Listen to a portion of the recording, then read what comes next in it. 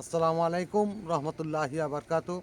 নমস্কার, আদাব। আমি Rafiq Sheikh, West Bengal India থেকে বলছি, part of victory with as.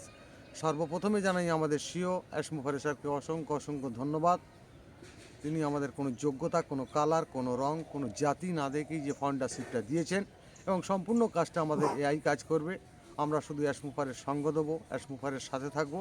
সেখান থেকে আমরা একটা বড় সম্মানের জায়গা তৈরি করতে পারবো এবং এখান থেকে আমরা একটা আর্নিং তৈরি করতে পারবো। সেই অ্যাসমুফারে স্যারকে অসংখ্য অসংখ্য ধন্যবাদ জানাই।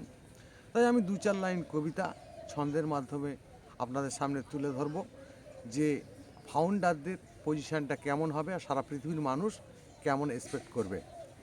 অ্যাসমুফারের ফাউন্ডারদের এবার মানুষ চিনবে, যারাই এটাই ফেক বলেছে তারাই কিন্তু ঘুরবে। যারা আমাদের চিনেও চেনে না তারাই চিনতে পারবে, অনেক খেলাধুলায় আমাদের এবার তারাই খুঁজবে।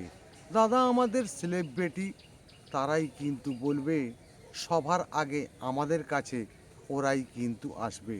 দাদা তুমি সবার প্রিয়, আমাদের মহান ব্যক্তি, আমাদের অনুষ্ঠানেই দাদাই হলেন শক্তি। আমরা হব দিশাহারা, এই কথাগুলো শুনে পিছন দিকের কথাগুলো একটু ভাববে মনে।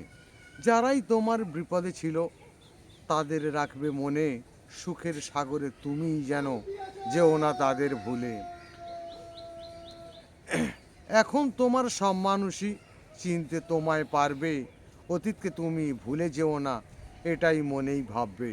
সুখ থাকবে স্বপ্নে আমাদের, শান্তি থাকবে মনে, সব মানুষকে সমান ভাববই এটাই রাখবো জেনে।